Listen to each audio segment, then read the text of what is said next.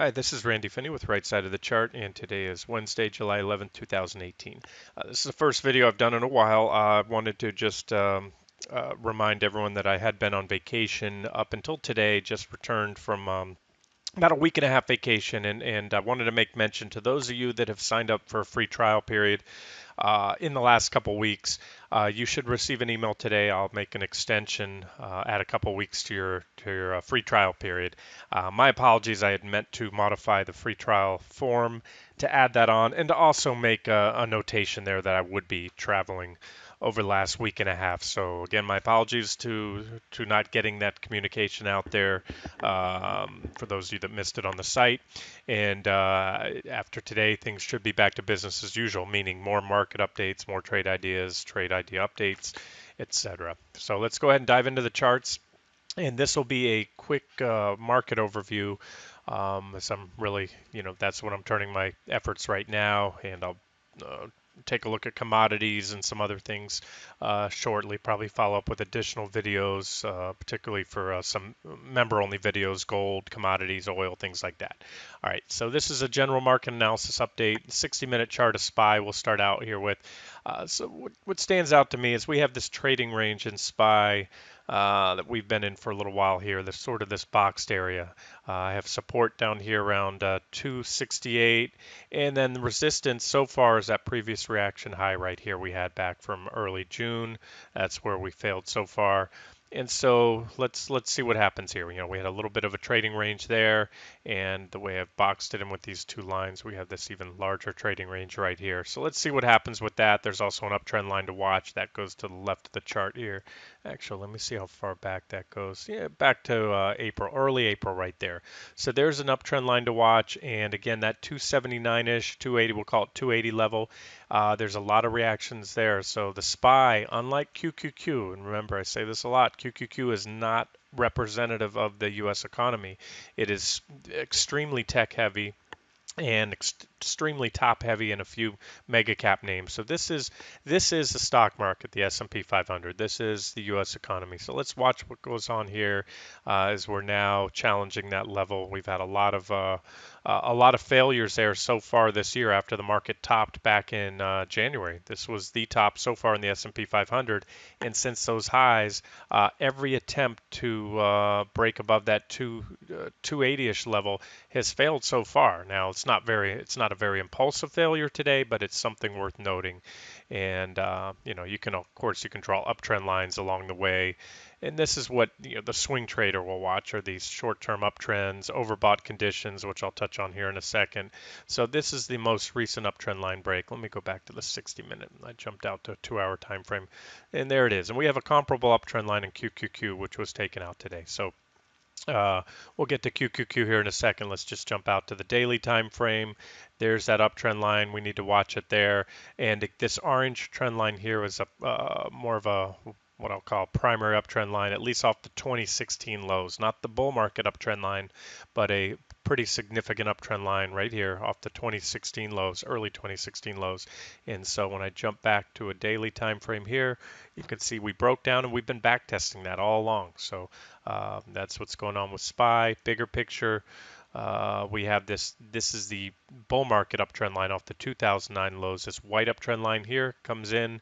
We don't have a lot of reaction since 2009, and you can see I have an alternative trend line drawn, this yellow trend line here.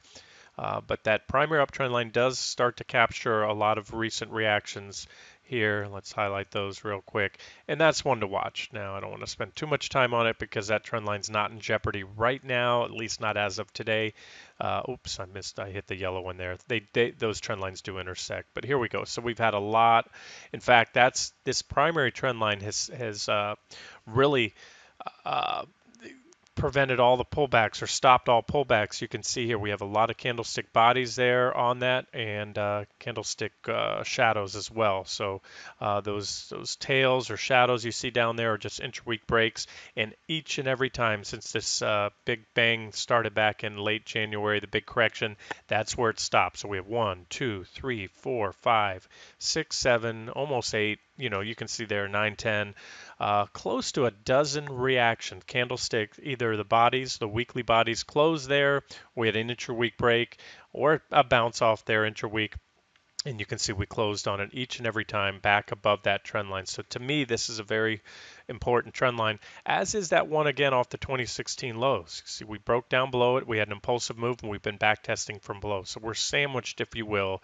And, since the primary trend is still bullish, you give if I have two trend lines that I can draw, which I have done here, I give it the benefit of the doubt to the trend. In other words, the trend's bullish, so this is a trend line we need to see go.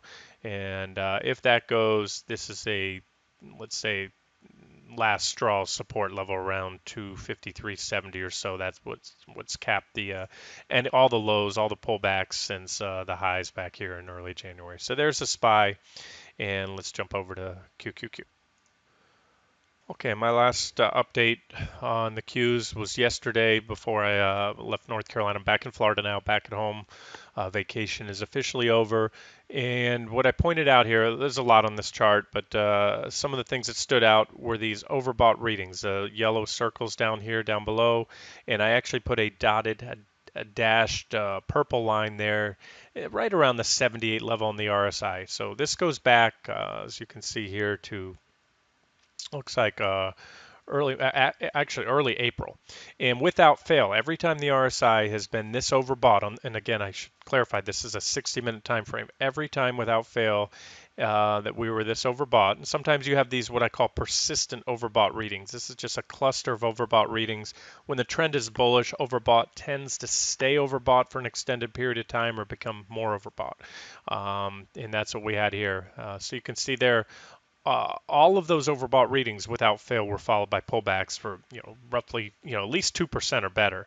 And this one you had overbought here, you can see there, and then we had divergence, that's the white line, and then so we had correction, and then we stayed overbought, and boom, there was a bigger correction. So that's where we were the other day, and we also had this 178 resistance level. That was those previous reaction highs. In fact, we had two highs, two pushes up against that 178 level, and so far we have failed there today. We're down today.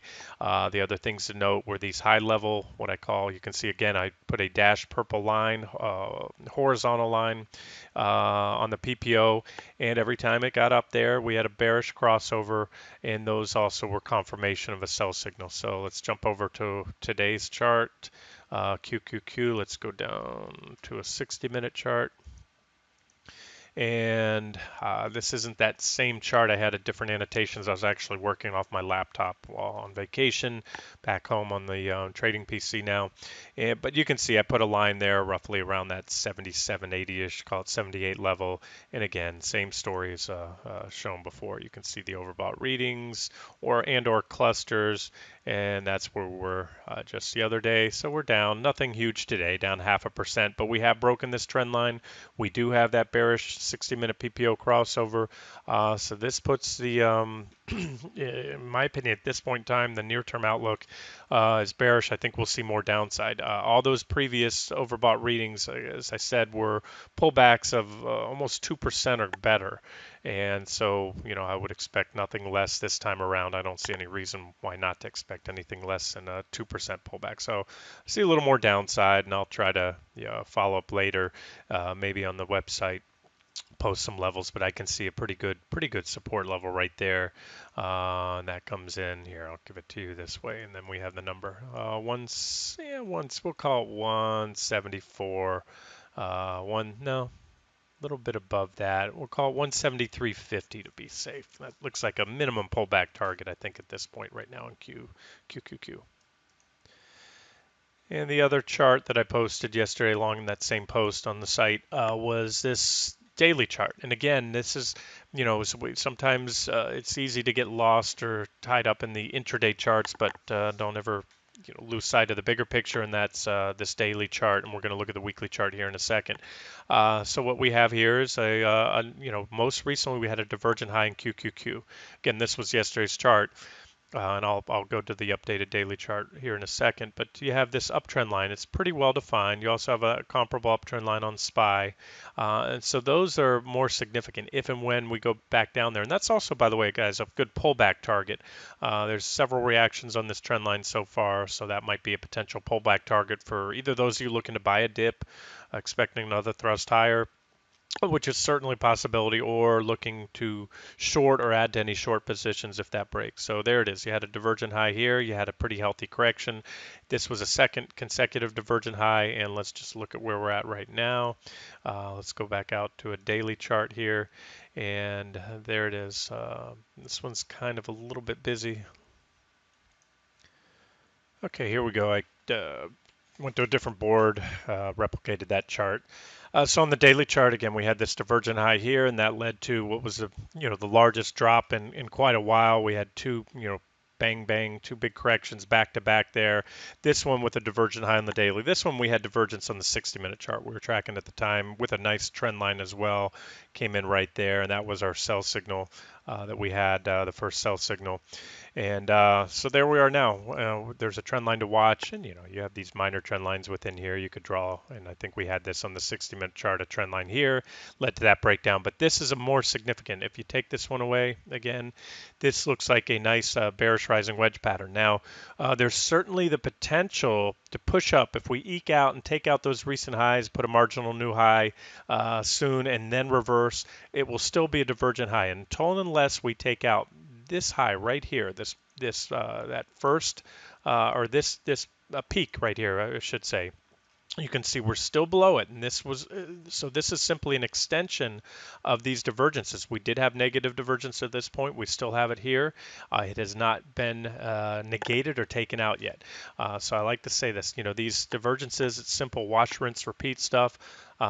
These divergences are not immutable, meaning they can be changed. They're taken out. What I mean by that is if this market can continue to rally, we recently had a bullish PPO crossover right above the zero line. So if this market can rally and take out those highs, it'll burn through these divergences, and then it's hard to make a bearish case technically.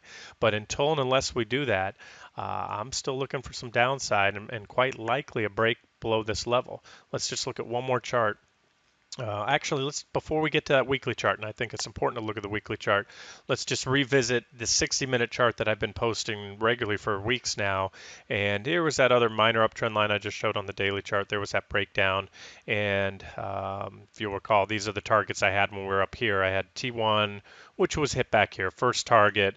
Then my second target zone was hit again, hit again, hit again. 4 hits. So obviously T2 held so far. T3 is not out of play yet. It's still what I have as a potential. I listed as potential back then because this was my preferred target zone at the time.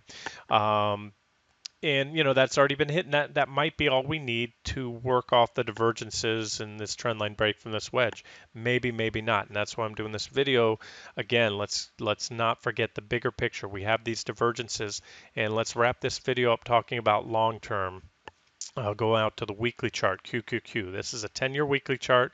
So this chart encompasses the entire bull market off the 2009 lows. Technically, the NASDAQ 100 bottomed back in November of '08, but the rest of every other index and just about every other major stock bottomed back in March 2009. So for all intents and purposes, this is the bull market.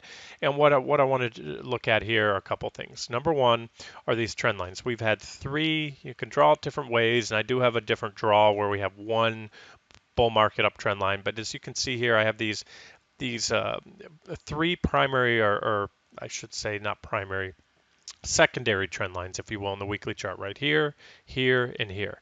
And you can see each time one was broken. This one wasn't much of a correction, but they fit well. This one was very big. We had a flash crash in QQQ. The NASDAQ 100 didn't drop 26%, but the Qs did because it is an ETF, and there were some order imbalances and things like that. So that's why these candlesticks remain like that. Now, that was about a 26% drop in QQQ. And you can see since then, this is a very well-defined trend line. This is the same trend line, really. It picks up on most indices right here. back in early 2016 off those lows, as well as the Nasdaq 100. You won't have this candle on the NDX, but you will have all these others. So there it is. This is the trend line. This is the all-important trend line, in my opinion, right now to watch. And watch for on a weekly closing basis. And to wrap this video up, the other thing I wanted to talk about were these divergences. I talk about those a lot. They're a big part of my trading. Again, as I just said earlier, they are not immutable, meaning they can be burned through. Doesn't mean that you have to correct, but much, much, much more often than not, meaning well over 50% of the time, they do play out for meaningful trend reversals.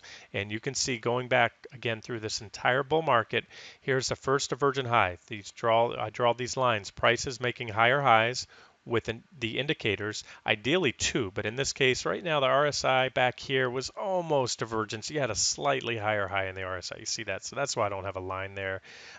Very close, but either way you did have steep divergence on the PPO followed by an 18% correction. You had negative divergence here. You can clearly see it there on both the PPO and the RSI, 16%. Negative divergence right here. There's your high, 13% drop off the highs. This doesn't look like much. I use log scaling, but it certainly is worth noting that every single one of these divergent highs, without exception, were followed by double-digit drops in the NASDAQ 100. This was a divergent high right here. Now, keep in mind, I have three different lines. There were technically three different divergent highs, with a first one being a 10% drop, then a roughly 26%, roughly 18% drop, and this is really all one persistent divergence right here, a persistent area of divergences that finally manifested in that last drop of 18%. So it's not unusual to see.